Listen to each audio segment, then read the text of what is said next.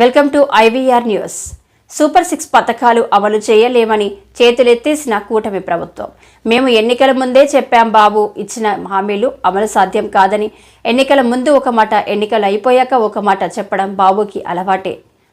TJR Sudhakar బాబు, మాజీ MLA. ప్రజలకు ఇచ్చిన హామీల విషయమై వారి నాలుక మడతపడుతున్న విధానాన్ని ఆంధ్ర రాష్ట్ర ప్రజలకు చెప్పదలుచుకున్నాం. ఎందుకు మడతపడుతుంది నారా చంద్రబాబు నాయుడు గారి నాలుక అంటే, ఇది మొదటిసారా లేకపోతే గతంలో కూడా ఇలాగే జరిగిందా అని మనం పరిశీలిస్తే, అమ్మ బాబోయ్ బాబు గారని, అమ్మ బాబు గారు అని ప్రజలు ముక్కు మీద వేలేసుకుంటున్నారు. వారు ప్రధానంగా 50 రోజులు పరిపాలించిన తదుపరి అసెంబ్లీ సాక్షిగా ఆన్ రికార్డ్ వారిచ్చిన హామీలు చూస్తే ఆయనకు భయం వేస్తున్నట్టుగా ఒక ఎక్స్ప్రెషన్ ఇచ్చారు.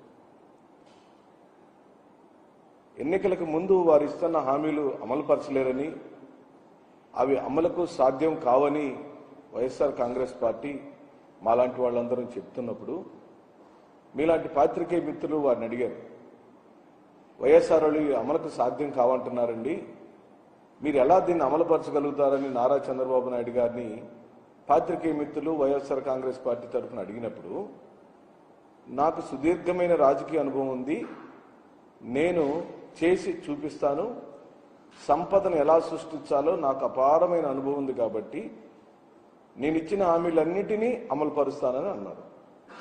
ఆ సందర్భంలోనే మళ్ళీ విలేకరులు ఏమని ప్రశ్నించారంటే, మీరే కదా 1 నెల 2 నెలల క్రితం ఎన్నికల ప్రచారంలో మరో శ్రీలంక కాబోతుంది ఆంధ్రప్రదేశ్, మరో సోమాలియా కాబోతుంది ఆంధ్రప్రదేశ్, ఈయనిచ్చే అనగా జగన్మోహన్ రెడ్డి గారు ఇస్తున్నటువంటి సంక్షేమ పథకాల వల్ల రాష్ట్రం నాశనం అవుతుందని నారా చంద్రబాబు నాయుడు గారే అన్న విషయాన్ని వారు జ్ఞాపకం చేశారు. మీరే అన్నారు కదా సంక్షేమ పథకాలని వృధా అని, సంక్షేమ పథకాలు ఏవి అవసరం లేదని. మళ్ళీ మీరే ఇప్పుడు సూపర్ 6 పేరుతో ఈ పథకాలన్నీ మీరు అనౌన్స్ చేశారు, ఇవి సాధ్యం కావని వైఎస్ఆర్ పార్టీ వాళ్ళు అంటున్నారు. అన్నప్పుడు నేను చేసి చూపిస్తానని ఇన్ని సంవత్సరాల అనుభవం ఉన్న చంద్రబాబు నాయుడు గారు ఈ రాష్ట్రానికి మాటిచ్చారు. నిజంగా మాకు ఆనందం కలిగింది. చంద్రబాబు నాయుడు గారు సూపర్ 6 అంతా అమలు పరిస్తే చూడాలని మేము మనస్ఫూర్తిగా కోరుకున్నాం. 50 రోజుల పాటు ఎదురు చూసాం. ఇప్పటికే ఇసుక పాలసీని ఏ విధంగా కప్పదాటు వ్యవహారంతో చేశారో మనం చూసాం. మద్యం పాలసీని ఏ విధంగా చేస్తున్నారో చూసాం. తల్లికి వందనం దగ్గరికి వచ్చేసరికి ఏ విధంగా మాట్లాడుతున్నాడో చూస్తున్నాం. ఆ రోజు తల్లికి వందనం, అమ్మఒడికి కాపీ, రాష్ట్ర ప్రజలకు కాదు దేశ ప్రజలకు అందరికీ తెలిసిన సత్యమే. జగన్మోహన్ రెడ్డి గారు అమ్మఒడి పథకాన్ని ప్రతి అమ్మకు 15,000 రూపాయలు ఇస్తానని హామీ ఇచ్చి అమలు పరిస్తే, దానికి బదులుగా పోటీగా నేను తల్లికి వందనం ఇస్తాను, ఆయన ఒక తల్లికి ఇచ్చాడు, నేను అలా కాదు, ఇంట్లో ఉన్న ప్రతి పిల్లవాడికి, చదువుకునే ప్రతి పిల్లవాడికి నేను 15,000 రూపాయలు ఇస్తాను అని ఎన్నికల ప్రచారంలో పెద్ద ఎత్తున వాళ్ళు ప్రచారం చేశారు. దాన్ని అమ్మలు అక్కలు నమ్మారు. చంద్రబాబు నాయుడు గారికి ఓట్లు పెరిగినాయి.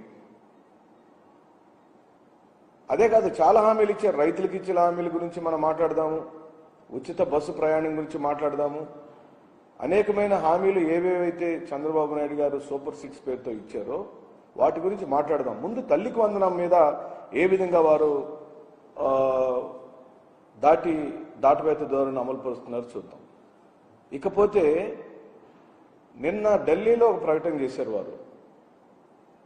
అంటే చంద్రబాబు నాయుడు గారి యొక్క రాజకీయ ప్రయాణం మొత్తాన్ని మనం గమనిస్తే, ఎన్నికల హామీలప్పుడు ఒకలాగా, ఎన్నికలకు ముందు ఓట్లు అడిగేటప్పుడు, ప్రజల యొక్క ఓటుని అడిగేటప్పుడు ఒకలాగా, ఓట్లు వేయించుకొని గెలిచిన తర్వాత మరోలాగా ప్రవర్తిస్తాడు అని చెప్పడానికి ఉదాహరణకు నేను కొన్ని సంఘటనలు చెప్తాను. వారు ఈ 50 రోజుల కాలంలోనే 2 రకాలుగా ఎలా మాట్లాడాడో ఉదాహరణగా మీకు చెబుతాను. ఇది ఆన్ రికార్డే. నేనే సొంత కవిత్వాలు ఎప్పుడు వైఎస్ఆర్ కాంగ్రెస్ పార్టీ చెప్పదు, చెప్పకూడదు కూడా. ప్రజలకు మేము జవాబుదారీతనంగా 40% ఓట్లను సాధించుకున్న వైఎస్ఆర్ కాంగ్రెస్ పార్టీ 40% ఓట్లను గెయిన్ చేసిన మాకు బాధ్యత ఉంది. మేము బాధ్యతాయుతమైన ప్రతిపక్షంగా ప్రవర్తించాలి. మీరు చేస్తున్న ప్రతి తప్పుని ఎత్తి చూపించటమే ప్రతిపక్షంగా మా బాధ్యత. ఆ బాధ్యతని వైఎస్ఆర్ కాంగ్రెస్ పార్టీ శ్రీ జగన్మోహన్ రెడ్డి గారి నాయకత్వంలో నిరంతరం మేము ఇలా ప్రశ్నిస్తూనే ఉంటాం, మీ వెనక పడుతూనే ఉంటాం. వాళ్ళు ఎన్నికల హామీలు ఇస్తారు. సాధారణంగా ఏ రాజకీయ పార్టీ అయినా అదే చేస్తుంది. ఈ ఇచ్చిన సూపర్ 6 అమలు పరచలేరని వైఎస్ఆర్ కాంగ్రెస్ పార్టీ ఎన్నికల ముందు రాష్ట్ర ప్రజలకు చెప్తుంటే అమలు పరిచి తీరుతాను, నాది నాది గ్యారంటీ అని చంద్రబాబు నాయుడు గారు, వారికి మద్దతుగా పవన్ కళ్యాణ్ గారు చెప్పారు. ఇప్పుడు అసెంబ్లీలో ఏం చెప్పారు? ఆ సూపర్ 6 చూస్తుంటే నాకు భయం వేస్తుంది అన్నాడు. ఎంత దారుణమైన స్టేట్మెంట్! ఒక 40 సంవత్సరాల పైచీలకు అనుభవం కలిగిన ఒక రాజకీయ సీనియర్ నాయకుడు ముఖ్యమంత్రి స్థానంలో కూర్చొని ఏ సూపర్ 6 చెప్పి మీరు అధికారంలోకి వచ్చారో, ఏ సూపర్ 6 అమలు పరుస్తాను నాది గ్యారంటీ అని మీరు మాటిచ్చారో, ఏ సూపర్ 6ను చూసి అమాయకులైన ఆంధ్ర రాష్ట్ర ప్రజలు మీకు ఓట్లేసి గెలిపించారో, ఆ సూపర్ 6 చూస్తే మీకు భయం వేస్తుంది అని మీరు స్టేట్మెంట్ ఇచ్చారంటే మిమ్మల్ని మేము ఏమనాలి? ఇప్పుడు నమ్మక ద్రోహం చేశారనాలా? ఏరు దాటాక తెప్పను తగలబెట్టిన సంధానంగా ఉంది మీ పరిపాలన అని చెప్పానాలా? మీ నాలుక మడతపడుతుందని చెప్పానాలా? లేదా సహజ సిద్ధంగానే ఎన్నికలకు ఒక చంద్రబాబు నాయుడు గారు, ఎన్నికలు అయిపోయిన తర్వాత ఇంకొక చంద్రబాబు నాయుడు గారు ఆటోమేటిక్గా వస్తారని గత చరిత్రని పునరావృతం చేశారని మేము భావించాలని ఈ రోజున మేము అడుగుతున్నాం. జగన్మోహన్ రెడ్డి ఏమైనా తన జేబుల్లోంచి తెస్తున్నాడా? మేమిచ్చే కూడా ప్రజలకు మేమిచ్చే తీరుతాము, ఖచ్చితంగా అమలు పరిచి తీరుస్తాము. సంపదను సృష్టించే ఆలోచనలు నా దగ్గర చాలా ఉన్నాయి. సంపదను ఆంధ్ర రాష్ట్రానికి, రాష్ట్ర ఖజానాకు సంపద ఎలా సృష్టించాలో నా బుర్ర నిండా బొచ్చడన్ని ఆలోచనలు ఉన్నాయి. నాకు అనుభవం ఉంది. నేను నా ఆర్థిక నిపుణ్ణి అని వారు చెప్పుకొని అధికారంలోకి వచ్చారు. ఇప్పుడు ఆ హామీలన్నీ గోవిందా.